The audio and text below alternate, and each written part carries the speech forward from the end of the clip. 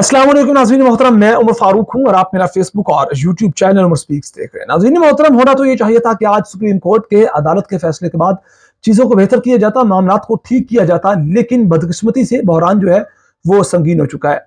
पाकिस्तान के मौजूदा वज़ीर आज़म ने एक बहुत बड़ा फैसला किया और ये खबर कुछ अच्छी नहीं है, बुरी खबर है। वज़ीर आज़म शहबाज शरीफ ने कुर्बानी देने का फैसला कर लिया है। उन्होंने फैसला किया कि वो अपने वज़ारत उज़्मा के ओहदे से फारिग हो जाएंगे और वो अपने पांव पर खुद ही कुल्हाड़ी मार चुके हैं। सारे मामले के अंदर जो खबर है वो काफी चौंका देने वाली है।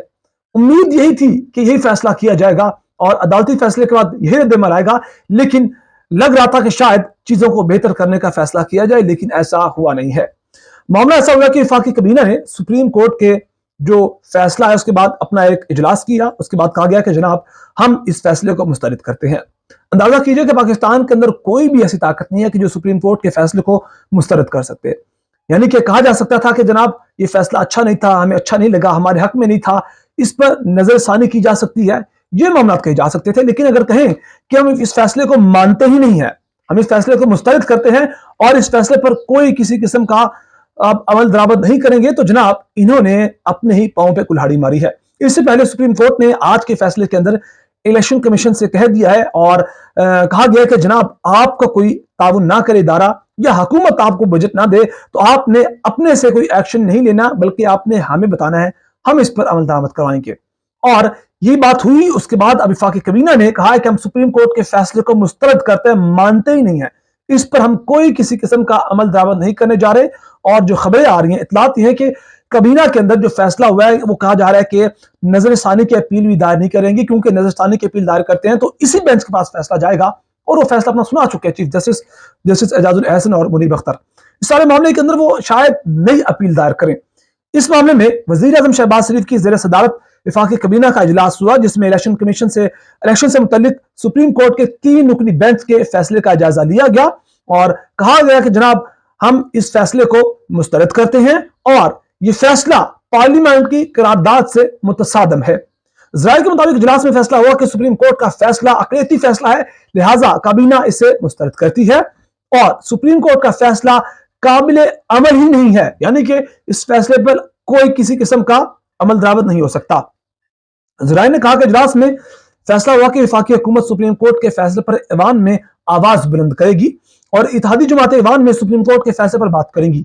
इस सारे मामले को लेकर आज इस वक्त कौमी असम्बली का इजलास जारी है। आगे पीछे मैंने कभी भी वजीर आजम को कौमी असम्बली के इजलास में जाते नहीं देखा, लेकिन पिछले चंद दिनों से वो बाकायदगी से इजलास में जा रहे हैं और आज वजीर आजम पाकिस्तान इजलास के दौरान मुख्तसर यानी बयान देते हुए, खिताब करते हुए इजलास से कहते हैं कि ये जो मामला आया है, ये फैसला आया है, ये बेहतरीन फैसला नहीं था और ये आज 4 अप्रैल को एक और आईनी कत्ल हुआ है। इससे पहले 4 अप्रैल को माजी में पाकिस्तान पीपल्स पार्टी के जो बानी है जुल्फकार अली भुट्टो, उनको फांसी दी गई थी एक अदालती फैसले के तहत।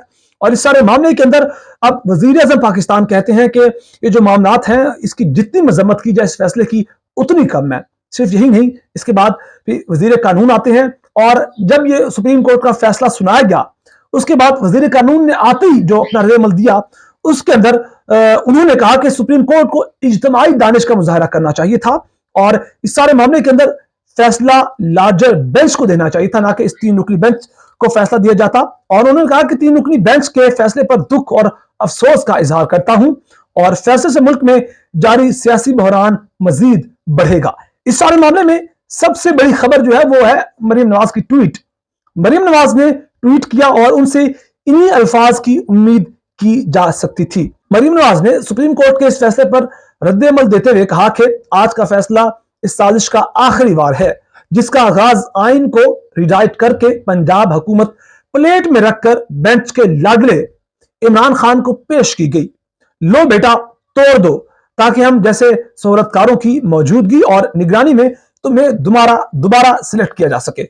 मरीम नवाज ने मजीद कहा कि 2018 में जो काम फैज खोसा और साकिब निसार ने सर अंजाम दिया था वो जिम्मेदारी अब इस बेंच ने उठा ली है।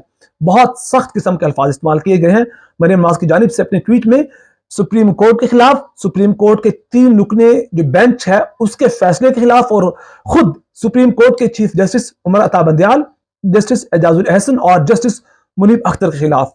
इस खौफनाक और डिटाई से की गई सहूलतकारी और वन मैन शो के खिलाफ सुप्रीम कोर्ट की अक्सरियत ने बगावत कर दी। ये बात कहती हैं ट्वीट में आगे चलकर मरियम नवाज। वो कहती हैं वक्त आ गया है कि पार्लियामेंट इस सहूलतकारी को अपने आईनी और कानूनी हाथों से रोके। मरियम नवाज ने कहा कि वफाकी काबीना की जानिब से फैसला मुस्तरद कर देना काफी नहीं, आइन और कानून की धज्जियां उड़ाकर लाडले को मुसलत करने की कोशिश करने वालों को कटरे में लाया जाएगा।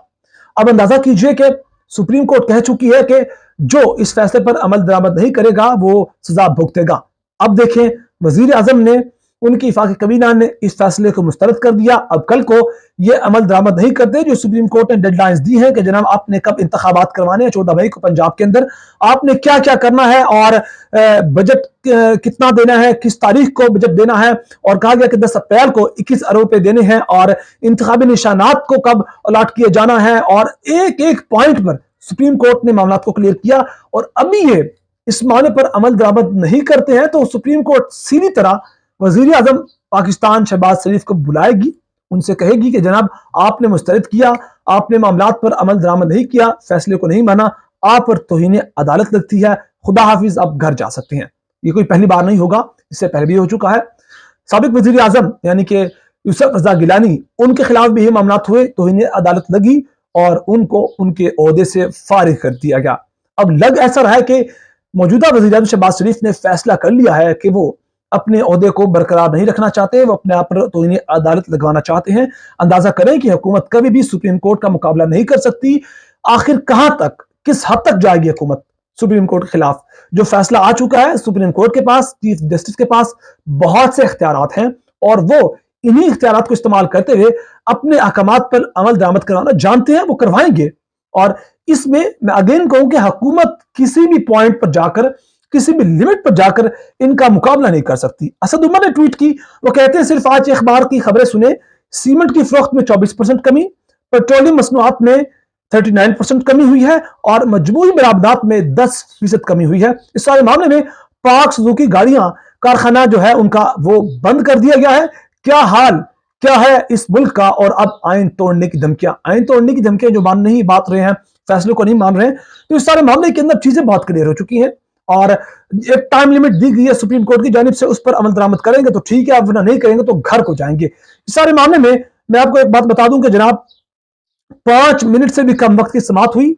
सुप्रीम कोर्ट ने हाफिज कुरान को 20 नंबर देने का आज खुद नोटिस बंद कर दिया। वो जो काजी जस्टिस फायज ईसा ने इस पर मामला किया था, उस केस को 5 मिनट सुना गया, फैसला दिया और समाअत को खत्म कर दिया गया। और उसके बाद वो जो सर्कुलर जारी किया था सुप्रीम कोर्ट के रजिस्ट्रार ने, उस पर चीफ जस्टिस ने जनाब सुप्रीम कोर्ट के जो रजिस्ट्रार हैं इशरत हुसैन, उनसे कहा है कि वो अपने ओहदे को फिलहाल ना छोड़ें, ओहदे को बरकरार रखें। इससे पहले जस्टिस काजी फायज ईसा ने उनको एक लेटर के जरिए फारिग कर दिया था कि आप नालायक हैं, आप इस ओहदे के काबिल नहीं हैं, आपने जो सर्कुलर जारी किया, आप एक जुडिशियल ऑर्डर को कैसे फारिग कर सकते हैं अपने एक सर्कुलर के जरिए। तो उस पर चीफ जस्टिस ने जो रजिस्ट्रार सुप्रीम कोर्ट है उसको अपना ओहदा बरकरार रखने, ओहदा बहाल रखने, ओहदे पर काम करने का अभी हिदायत जारी की है। इस सारे मामले पर आगे क्या ये ऊंट कर बैठता है और इस सारे मामले पर हुकूमत क्या मजीद स्टेप लेती है, इस पर आपको आगाह करेंगे। इस सारे मामले पर आपकी अपनी क्या राय नीचे कमेंट सेक्शन में अपने दे सकते हैं। बहुत सारा ख्याल रखेगा, मेरी दुआ में याद रखेगा। अल्लाह निगहबान।